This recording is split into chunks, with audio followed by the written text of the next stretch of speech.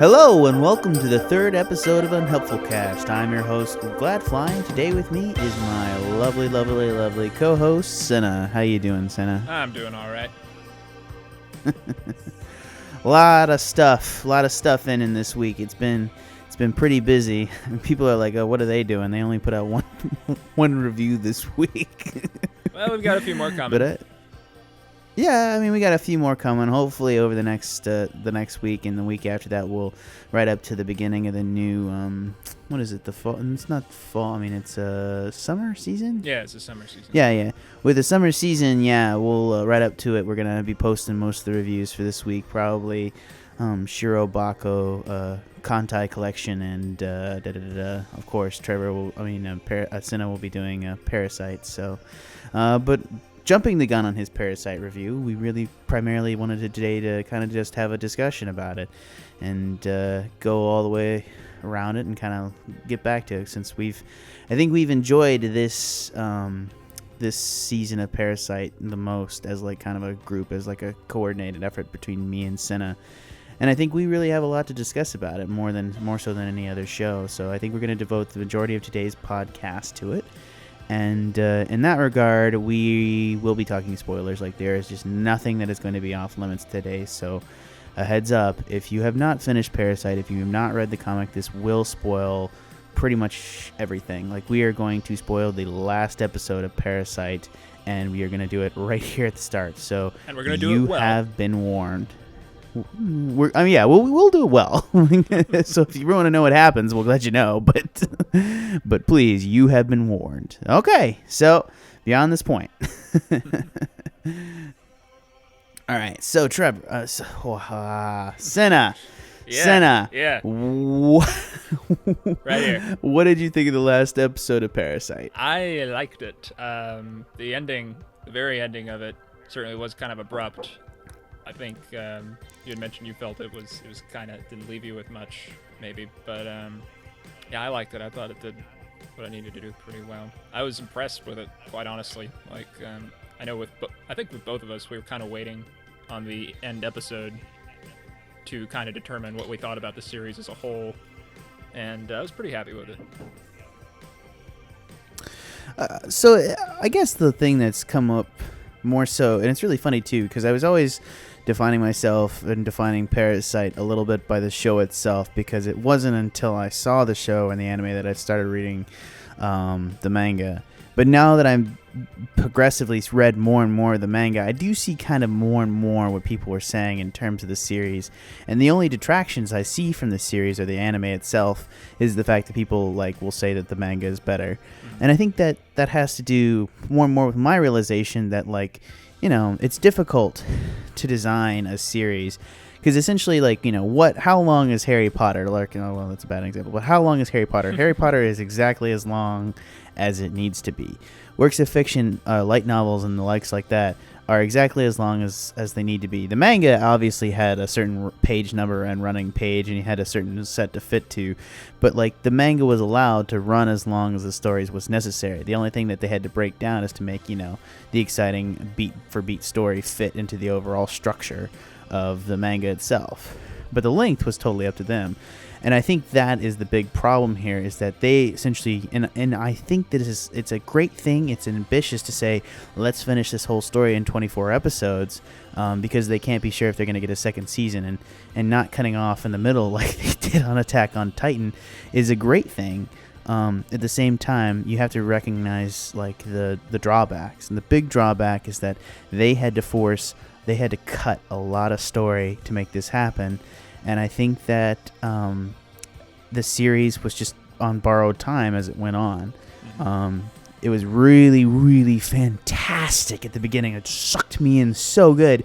And then elements of it had to be cut away, and that just kind of slowly made each progressive episode near the end worse and worse. Mm-hmm. At no point would I call it bad, but I do think that it definitely dropped in quality, not in quality as the animation, not in quality of them in terms of them putting it together, but just in their ability to keep it paced well, and to really bring out the elements of the story that they were most concerned with. Well, it's funny you say that because that's actually what I really liked about, I think, the last episode is that I kind of had shared the same sort of frustration. It was just such a great coda for me with the time lapse, like it being a year Oh later, yeah. and then just bringing back this one little element of it that kind of, this loose end that was never tied up. The serial killer, of course, is what we're talking about. Um, Right. so I think that's actually, You want to yeah, what? You want to summarize the last episode real fast? Oh, and for anyone listening, if it sounds like I'm making a lot of swallowing noise, that is because I am drinking. We are drinking today for the last episode of The Parasite. To honor because it. it was a honor good it. show. Yeah. It is to honor it. And we have some 18-year-old Glenlivet, and we're going to have a good time. Maybe people will like us better now. We're more loosey-goosey. Oh, yeah. Um, I'm not too worried about that. But, yeah, so it's a year later after everything. Well, wait, no, actually, doesn't, the first thing that happens is Miki says he's going to sleep, right? And just going to go right. dormant, So, right? After the whole last battle so with they, Goto. So, yeah, it was, it's a year later after Miki says he's going to go to sleep and go dormant. And Shinichi just starts doing that, this being real reflective about the whole thing. And, we get this, like, pan out to the earth and all these different shots of just different species under a microscope and everything. That's what we were talking about, right? yeah. I mean, I will say, I guess that's the big thing that bugs me slightly with that, is that it does feel a lot like the elements of environmentalism are flown in at the last minute. Obviously, they're inherently there in the morality of Parasite, and it's inherent to everything that's been going on that is the case. Mm-hmm. But at the same time, it feels flown in at the end, because I was always more interested in, like, how does one find one's place in the world and the place of the parasites versus the other things. So there was the philosophical elements underneath, but there was a lot more interest in the philosophical immediacy and just, like, one's disposition towards one's own, like, species and that, which is an element in essence, environmentalism. But Shinichi never really proposes the idea of going against humanity for the purposes of saving the earth. The earth will be fine. Right. Humanity is the one that gets wiped out. You see, that's the thing, is because when they're so specific on the species, I never thought, oh, we need to save the earth. We need to I always contextualized it to elements of the species, where they talk about how where they almost talk about, it's interesting because I feel like those background elements were there to justify the parasites, saying the earth is creating the parasite to wipe out elements of humanity, or at least give them some measure of control. That's the And thing I point really is that liked humanity, about it, though, is that they never actually explicitly said where the parasites came from. It's just kind of implied that they arose naturally out of evolution, I guess. Like they're mankind's natural predator. Is that what you're saying? Exactly. Yeah. Well, no, I agree, and then they makes the point that, like, they're still not the dominant species. They're just, evolution is like, mankind has outstripped evolution's ability to keep them in check, which I thought was, like, the whole point. Yeah. Of the series. Right. Or the meta narrative element of, like, the competition between man and Parasite. The point is that Parasite, who is this naturally perfect predator, is just incapable of dealing with mankind as a whole in the end. Yeah. And that's almost like how it's supposed to be. Yeah. The way everything goes back to normal, and Shinichi, when he's reflecting, says, like, oh, maybe, the government crackdown kind of demonstrated to the whole parasite species that they couldn't ever function on that level, and so they just kind of go on coexisting in a way. And that, like, he's fine with that, kind of.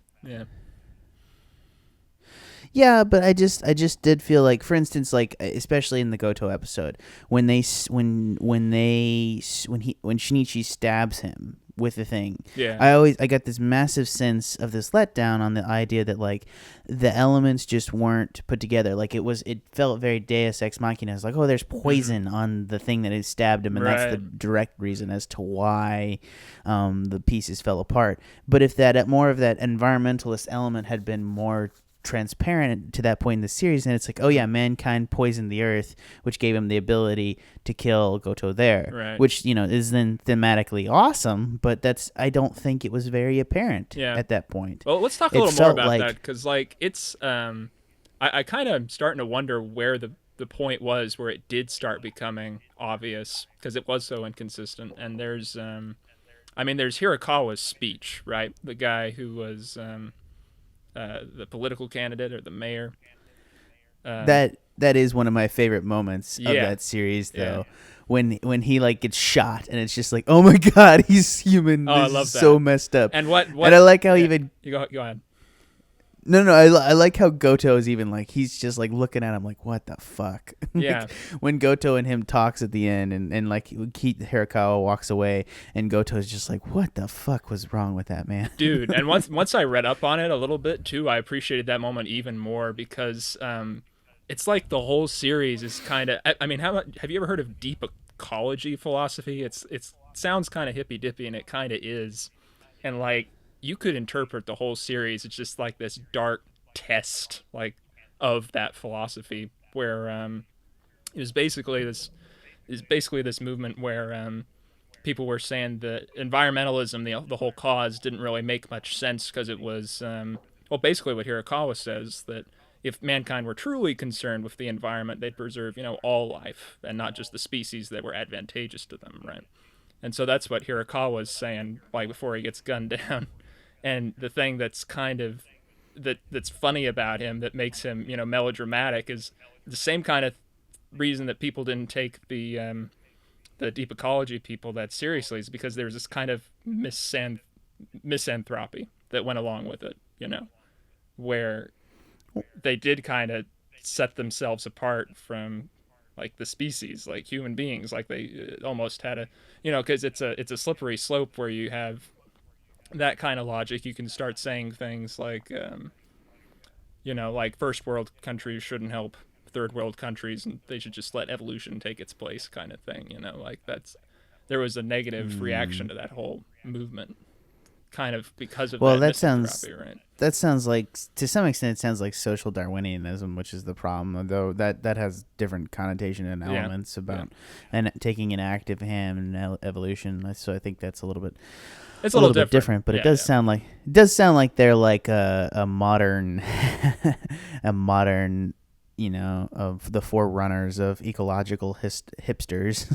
A little A bit. little We're bit, too yeah. good for the human race. It, No, it's the same sort of element. I've heard, because you always have these extreme thought patterns just emerge out of like certain groups, just because there's like natural, if you just follow a thought process to the extreme of it, you eventually just get into this situation. And that's the problem, is that it does have this like misanthropic element, because to get there as a thought process, you have to lose faith in the underlying element of the species, which is right. the problem. And I think that they do draw a lot of interesting points, because mankind is not going to preserve its predators, Yeah. like, not its true predators, like, us preserving lions and that sort of stuff. That's not us preserving our predators. Right. Lions are not our predators. They Right. can kill us, but they are not actively hunting us. Right. Like a true predator that would kill humans will always be hunted by Hmm. us, That was the no thing matter is what. I think the epitome of it was how unrealistic that philosophy was because I think more than anything, the one thing I heard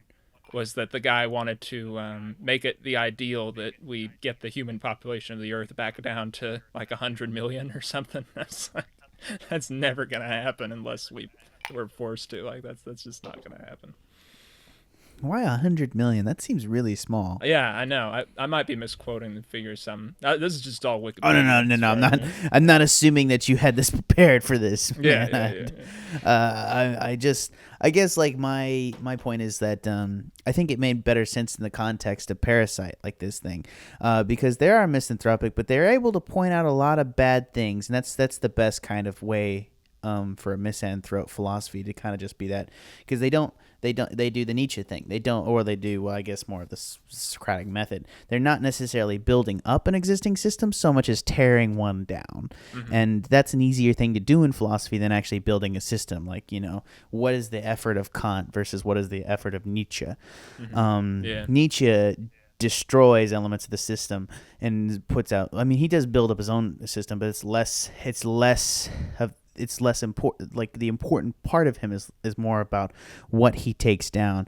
The Socratic method is the memorized method of Socrates, because he would take apart thought process that he would consider not that he would consider, but he would just take apart thought processes that were not truly fully evolved. And that's the point. That's what he's remembered for, not necessarily his concept of the forms. The forms is a concept that's that he built up, but it doesn't necessarily continue in modern philosophy.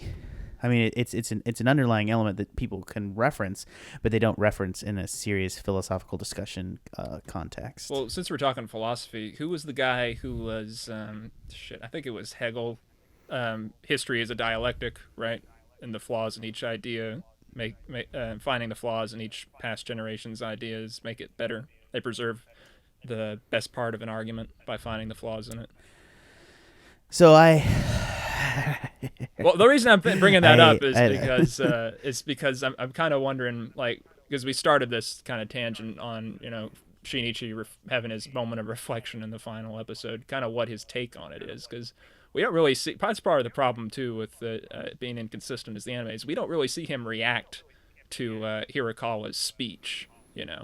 Um, when the special forces rush the building and take him down. Shinichi's, in a van somewhere, and we don't really see him, see that that bit was awkward. Like, Yeah. that is a problem, is because it was organized in such a weird fashion. Yeah. Because the last three important points essentially goes: Tamara Ryoko dies, they bring him in, and they have the whole building assault bit, and then they have the fight with Goto. And really, frankly, that would have been like, the problem is they separate it out into such separate events that it makes us have this weird disjointed feeling. And I think that's actually the biggest problem for me, is like, there's no reason why all of that couldn't really have taken place in one time span. Does that make sense? Yeah. Like, they could have assaulted the building. Tamara Ryoko could have died in that context, and he could have fought Goto there, and that could have all happened together. Of course, that makes me sound like George Lucas trying to like push all that crap together in the end of Star Wars, but I mean, that's a good criticism. Like, I don't think it was better this way. Is the big thing. I feel like I was interested more in Tamara Ryoko in terms of philosophy. Yeah. It's like elements of the story were peeled off one at a time as we went through. The philosophy seemed to peel off with Tamara Ryoko, because that's the thing, is she's the only female character that is fully developed. If and that's you can the thing. even counter as a fact, female character, right? So with Tamara Ryoko, like, it starts that there's that 3 denouements, and that just kind of goes on through, and that's the problem for me, is that she peels off, and then that's a lot of the philosophy goes with her, because she's almost the only other fully developed character in this series. Yeah. Like, fully developed main character, because Murano is a main character in the series, but she gets almost no screen time, no development, and that's a problem, because she is the one who is axed most heavily in the series. And I think that's true of like the majority of his friends, is they just get axed. Like, the people around him get axed. He Compared feels to the manga, you mean? Exactly. He feels way more isolated. Like, it's just him, Miggy, and Tamara Ryoko, and that's the philosophical connection right there. Because Goto really just is silently terrifying. Yeah, he And doesn't that's really the issue for present a me. problem in the same way. I mean, he does present, you argue, more of a problem because he wants to kill Shinichi more than Tamara Reiko does. Like, presents a very basic problem of survival, but yeah, it doesn't really present much of a quandary for them like Tamara Reiko does, which is why it feels like such a letdown to go from her to him. Cause Especially too because I feel like Tamarieko could easily accomplish Shinichi's murder, like oh yeah, just that's like the as a thing side too. thing. Like I felt Like, like we were supposed to be really intimidated and like wowed by Goto as a villain, which I mean I was here and there. Don't get me wrong, but Tamara Reiko as a character was just so much more chilling and insidious, and at the same time the most sympathetic. I mean that's a villain, you know. no, Like exactly, and that's the even thing though is she ended because up being a good guy. well, I don't think she was. No. Well, Oh. okay, this is going to be a great argument, but I think she's the perfect example of a villain. I don't think I mean, it depends how you look at the elements of the parasite. So they definitely want to suggest something about the parasites that there's a naturalness to the elemental nature of it. So like, I'm not going to argue with you in the context of the story, but like, and maybe she's redeemed, but she definitely takes the Yeah. place in the narrative as the most primary villain for the majority of Oh the yeah. story. Yeah. And she's definitely the one who moves the underlying element. And I guess that's exactly what happens is like it has that thing, it has this anticlimactic nature when they get to Goto. Because Goto's the only thing that's truly terrifying at that point. But like you Mm-hmm. don't worry about him as a whole. Because like Goto is like a mover and shaker. There's the terrifying they peel off that. They peel off the deep philosophy with Tamarieko. Then they peel off the underlying terrifying threat of the parasites as a whole, as a unit, like killing off humanity, like that Mm-hmm. disappears with when they kill off the majority of them, and then you're left with Goto, who isn't really scary. Like you know, he might kill Shinichi. I guess that's true. Like it's definitely that risk. Like the person who always gets more close to killing him is Goto. But at the same time, I was never really scared because like I don't know. It just wasn't like it peeled off the levels of intelligence. Like Hirakawa comes in and gives us that last little breath of philosophy before the series kind of peters out. And Yeah. the only ways we get philosophy after that is in like kind of the subtextual context of like, that pile of garbage was poisonous and that's what Well, happened. that and this last episode that really made it up for me after the whole Goto kind of Deus Ex Machina anticlimax. So Because it did make it up um, for that we should pick for up on you. we should pick back up on our plot summary here just for a bit because we've gone into the philosophy where Shinichi's just kind of having his moment on a park bench, literally, just looking up and Yeah, thinking about yeah. everything. And I love how Yeah. Murano leans over and is like, "What you thinking about?" He's like, "Oh, nothing."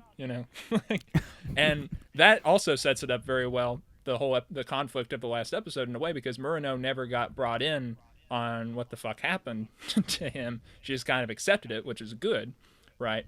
But it's this Mhm. whole big part of his life that she's never really, Mhm. been part of, even though. So the serial killer stalks them, who found out about Shinichi earlier and knew that he was, there was some off about him. He's the guy that the special forces were using to investigate whether people were parasites or not, because he could supposedly tell the difference, right? And he just, wants to mess with Shinichi because he's like gonna get caught soon, and he's doing some philosophy of his own. So he gets him on a rooftop, holding Murano hostage. And Shinichi, frankly, follows him like a dumbass. I was a little disappointed whenever he sees him in that dark alley, and he's like just follows him, and then He Uragami, sees him the go that way. killer, All just right, like not like okay. I'm not like disagreeing with you about like that. Like the reason he follows him to begin with was stupid because he should have yeah, stayed in a public place and just rolled with it. But right, like the underlying reason as to why he left Murano there was like he saw him go down the alley. So I call universe bullshit on that the guy was able to get around him that fast. yeah, Especially with I guess it kind of implies that Shinichi loses the majority of his like superhuman strength, speed, and like hearing, I yeah, guess a bit. yeah. But so coming back into what Uragami brings back into it as far as the philosophy is concerned, I don't know. I'm still a little confused, um, working out how it fits into the whole. I kind of understand it. So he just kind of wants Shinichi to admit that he's half monster, as he sees it, because the whole world is against him for being a serial killer, because he just obeys his instincts and doesn't play along with society. He's basically like quoting like Freud, like civilization and its discontents at the camera. Well, yeah, okay. Well, he does do that, and I guess like for me, I think this is the moment where they're rectifying like a lot of the problems. Shinichi, like they point out that humanity's greatest element is its ability to feel closeness to members of its own species and then protect each other, which is kind of what makes it so strong, or which is the reference material is that, you know, the human race acts as an anti-parasite element because Exactly. they close ranks, and that's the point. Is like, but at the same time, they talk about how that nature of closing ranks is so destructive to the rest of the environment. So he's talking about like, I'm not unnatural for feeling the way I do, but it's like people are disgusting and second natured, but you know it's also our redeeming value that we do value each other. He values Murano. Like I don't know. Like I feel like this is him coming back around to the baseline principle of being like, oh yeah, like it is hypocritical, but he's like, oh fuck it, but you know, I have Miggy here and he's gonna save Murano. So I don't know. But I mean, what's hypocritical? For of Shinichi, the human the human race is hypocritical in terms of like, you know, protecting itself and destroying the well, no, it's not hypocritical so much as it is oh man. Well, the conclusion Shinichi kind of comes to is that everyone that, you know, arguably ties, I think, the environmental theme into it best is self-interest. He kind of admits that humans and parasites alike act primarily on their self-interest, and then he kind of just looks at Murano and he's like, but other people are nice. Like, I don't know if I'm summing it up very well, but no. Well, he does that. He injures too. himself to say he does not act in his self-interest to save Murano, and Miggy doesn't act in his self-interest as well to save Murano. Right, which is the big, because it's not in Miggy's Miggy's self-interest to save to Murano. There's not. Right. It's not. Right. I mean, the argument can be made that he's maintaining Shinichi's ability to live, I guess, and you know, to continue on and feed him via you know, eating, but at the same time, it's like, for me, it was kind of like this moment where like Miggy is part of the human race now, where Miggy fully involves as a parasite, and I love that image of him just like in the glade as a little blob, just like rolling around with like his book and pencil, and he's just like putting his pencil to his chin, and he's like thinking about deeper things. Just I think he even used like the word love or something, didn't he? Yeah. So that's what's so great about humans, is they have all this time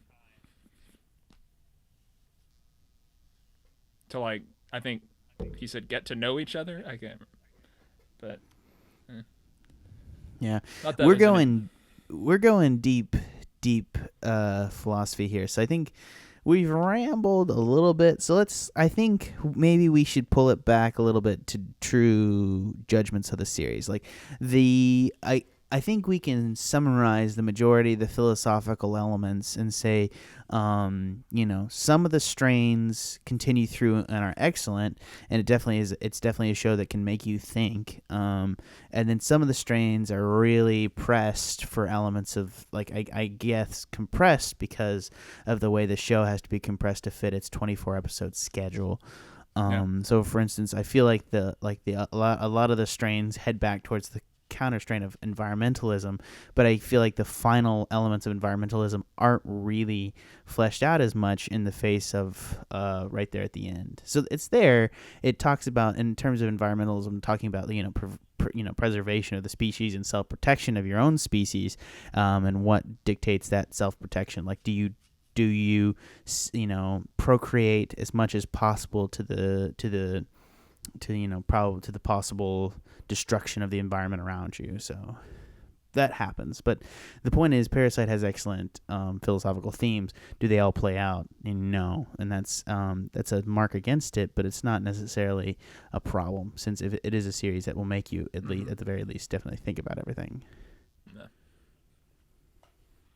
But heading back to other elements, We can talk about, I think the things that we wanted to talk about necessarily were probably more along the lines of looking at the story arc, the character development arcs, and the animation. Oh well, I think we're mutually agreed that the animation is gorgeous, right? I think there was a drop off in quality over time. Really? Huh. Yeah. Well, I mean, not necessarily. Not necessarily. Okay, so not in any way, shape, or form, like poorly noticeable. But I do think if you go back and watch some of those earlier episodes and those iconic, they put a lot of effort into some of those iconic. Go watch the shot where his hand initially, where Miggy initially emerges from the hand and he's like morphing and bulbous, and there's so much love animated into that scene, and I do think there's a difference between that and some of the end animations. There's no, I guess, like what you would call it, there's no like money shots in the end of like for instance, like when Goto is introduced, it's almost like a static piano. It's a beautiful image, but it's a static image of him, by a piano, like just being naked. and that's like a difference between that and when like the initial shots of like Miggy emerges, or like with that very first shot when like the guy sprouts a head and it gets like the like the 6-piece part jaw, and it bites down on the girl's head and sucks and eats her.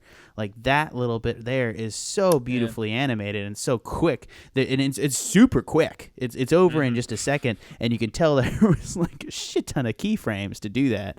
And I think that's just all I'm saying is like some of the initial parts of the series, and this might just be a planning issue, that I feel like some of the initial parts of the series had these money shots where they really went out of their way. That first Parasite where the first Parasite battle does that as well, and I think like some of the articulation of the parasites became less defined as it became less important to the story. It was like you get to the point where you're like, oh, this is what the parasites look with. What it like was. So I think that the definition of how they were, the definition of the animation becomes a little not wobbly or bad in any shape or form, just less viewed and less defined. And I think that happens. And the last time it doesn't happen is when they first introduced Goto, when he flips over from whatever that other guy's name's head was, and Goto emerges and is.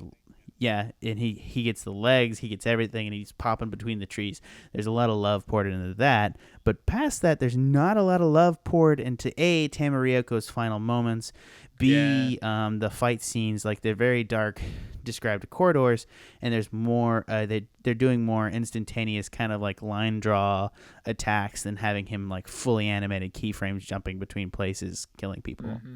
Yeah, that's a good point. Yeah. This is not a criticism. Like it can't be. Like there is a consistent level of animation. Because the beginning is still so good. Yeah. Exactly. I mean, yeah, maybe it's also just me. It's highly possible that I'm just like, I think the beginning is like the first 8 to 12 episodes are so good. Like just like right up through him getting back, right up through the start of the Kana arc is like just. It's just great TV, man. I mean, I cannot recommend it enough. And I think that there's just that dive as we get into an underdeveloped female character and have to deal with her. Because that's that, I mean, moving into like the character arcs and stuff. Or is there anything you wanted to say about animation? No, that's good. I mean, we could maybe say the character models are nice, too. Kind of like how everyone looks.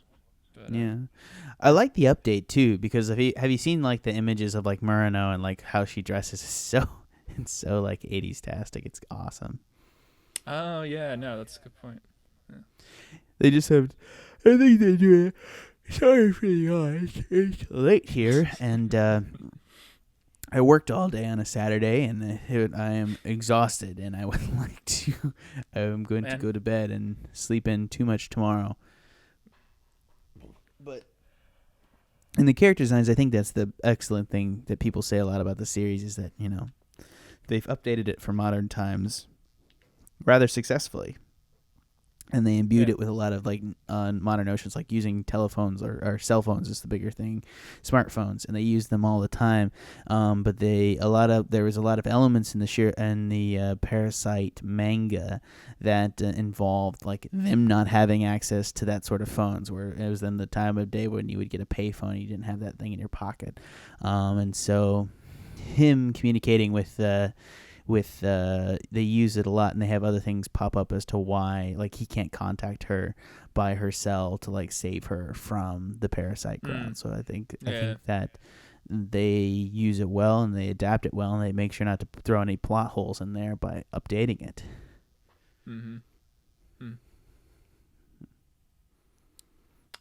All right.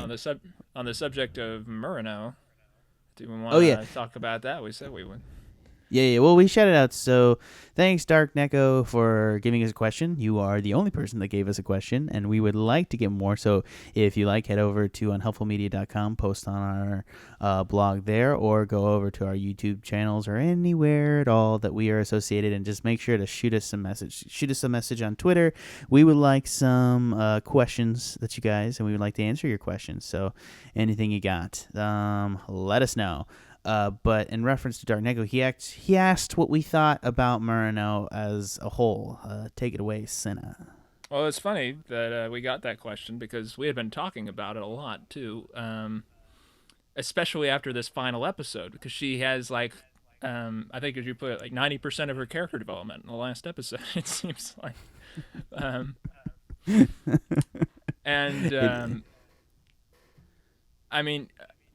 A lot of I think what you said, you told me people were kind of getting annoyed about, and which I felt kind of too, is she keeps with their whole relationship, it goes back and forth, and that kind of works, but it gets a little frustrating sometimes, and a little repetitive in a way, the way they react, especially when she's wondering who the hell he is while he's going through this big transformation, right? And there's that refrain, oh, are you really Shinichi-kun, like that, which works, but it just, it's kind of, and the problem with that is not so much that it's repetitive or, not something that she should be concerned about, because it's good that she's perceptive enough to realize that there's, something a little weird about Shinichi. It's more that she is not developed to be very complex, that she'll accept that about him at times and just go back and forth, and we never really see anything else that's going on with her besides Shinichi, may or may not be being a dick about the whole thing to cover up about something else, Yeah. And that whole dilemma would just be so much more real for her if we, knew maybe a little bit more about her life. I don't think we even meet her parents or anything. We know that she has kind of the same friends as Shinichi does, but we don't ever hardly see any of their interactions, I don't think, even. Well, all I can say about her to some extent is like that last episode. So if you've seen the series as a whole and you see her in that last episode when she's getting held by a serial killer and she just mouths the fuck off to him and she's just like, fuck you, go get the cops, like fuck this situation, fuck you trying to do things, fuck you kind of trying to control and put your stamp on nature. Life is the way it is. Like, she just has that moment, and that's just her to a T. She's spunky, and that's the thing that she is in the manga. She's a spunky, fleshed out, fully realized character, and it adds so much to the situation. Because her relationship, you ship that. You carry a torch for that whole Shinichi Murano love triangle, and fuck Ghana, you don't care because Shinichi and Murano forever, because Murano is the spunky girl that you want him to end up with, and that is just not there in the anime. It is just blankly, completely not there. Yeah. Well, now, be fair, it's there eventually, right? Like, she turns into that spunky girl, like, in the last episode. Trevor, oh, man. Okay, I'm going to stop. So, if you want to know my real name is Jack. We keep internet names, and I am continuously using Senna's real name by accident because I just cannot use his actual internet name without screwing up. So that's putting that out there, just in fairness, for the fact that I'm not going to edit out all those mistakes. Anyways, but all I'm saying is like she is just heads and tails better in the manga, and I get why I'm they not do disagreeing it. with that. Yeah. I get why they do it. They have to do it for the series to get it to fit in, and I get why they do it, because there's all those scenes with her, and they're not necessarily, they're slight character development scenes, but they don't move. It's the same thing within all his scenes with her in the manga. Don't necessarily move the plot along because of the way they're set up. They're gentle asides. It's like in the early episodes when they had that aside, like, you know, when he's like doing the boob grab thing and, you know, apologizing to her, that's not moving the plot along. It's just marking time before it introduces Miggy and goes into the whole world of the shonen fight sequences. That's the thing. All her bits in the manga are super easy to cut out, and that's the huge problem, is they had an easy time of cutting her, and they destroy her level as a character, and that's just sad. But at the same time, like, you know, we all know why they did it. Like, they had to fit it in there. So I don't know. Do you think that makes it like more acceptable to do something? Like, I feel like they just, but I also feel like there's like a destruction of the majority of the female characters. But that could just be a way that the manga itself is designed. What do you think?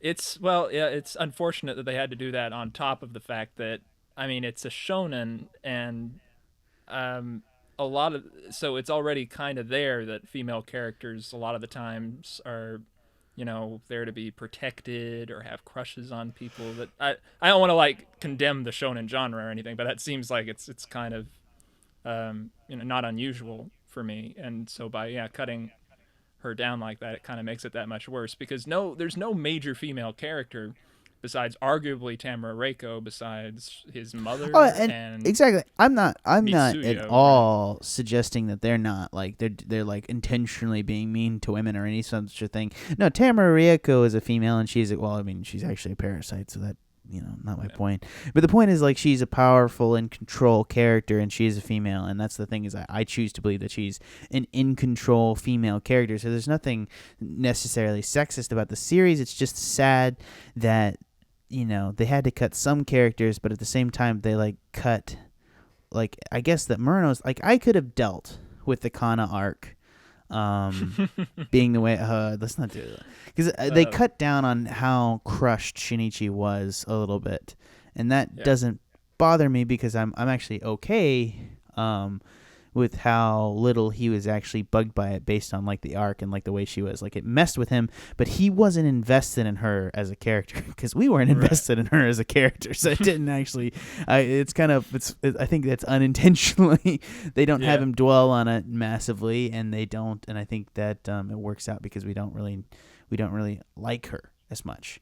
But with Murano, it's clear at the end that we're supposed to like her. We're supposed to feel this way about her, and we don't necessarily do.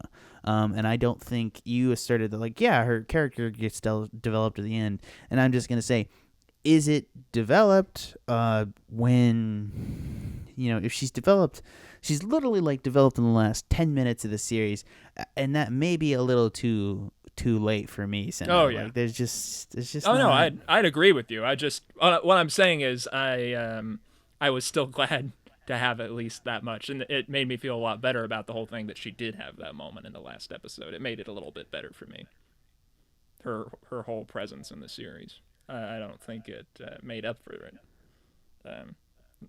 but I really enjoyed that moment, because I hadn't read the manga, but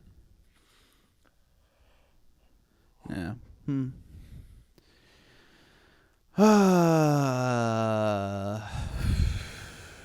Yeah, it's I guess, like, I'm, you know, as I talk about it, I realize, like, you know, there's like elements of it that I don't blame the creators of the show for. I mean, like, obviously the creators of Parasite, which is Madhouse.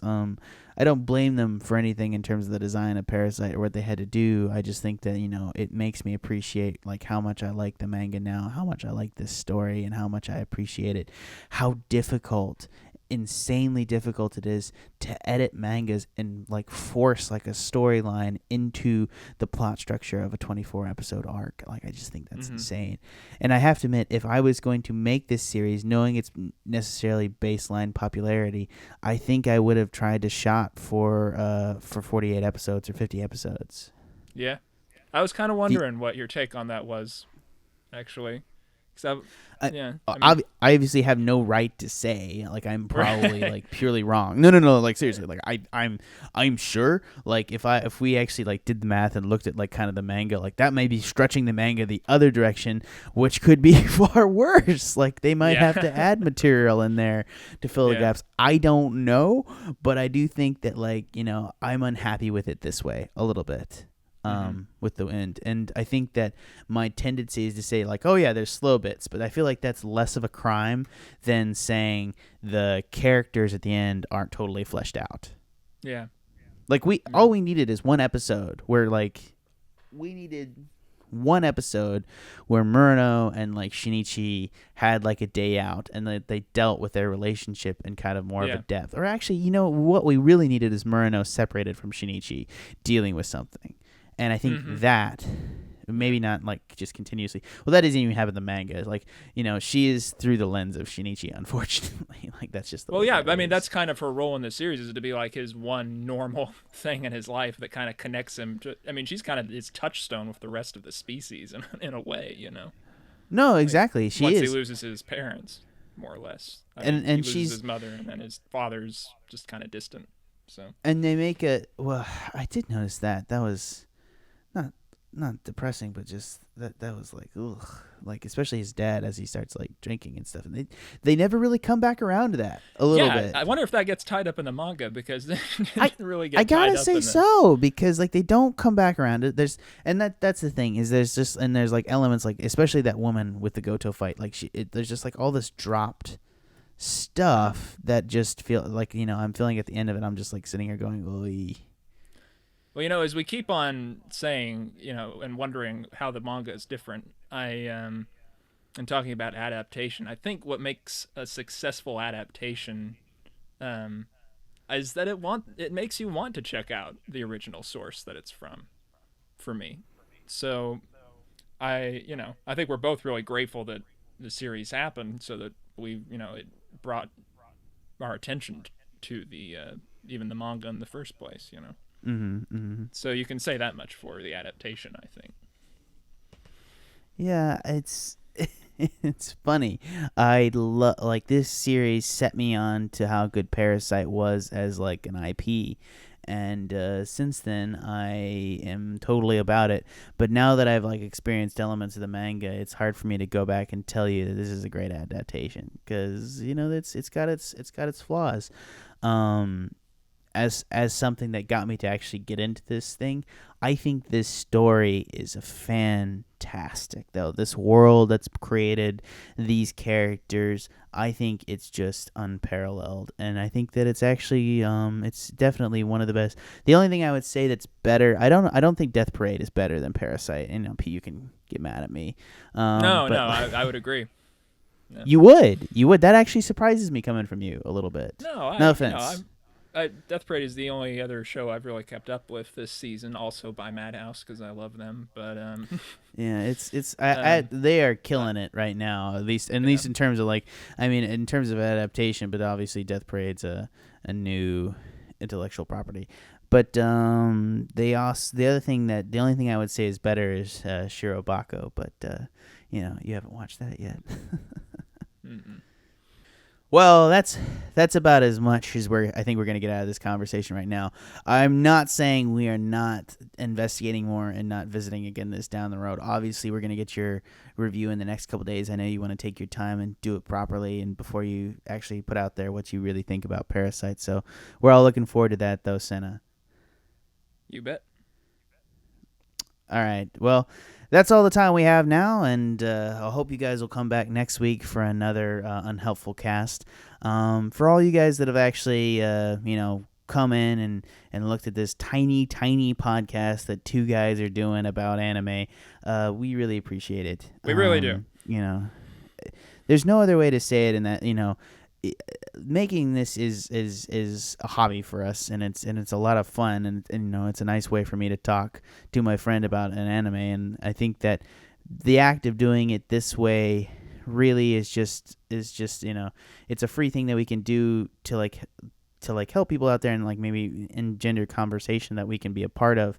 But at the same time, we like to see engagement, or not. We don't need a big community, but we just need ones big enough that like people will give us questions and we'll get a level of interaction. So for Unhelpful Media, this has been Gladfly. I'm Cinna.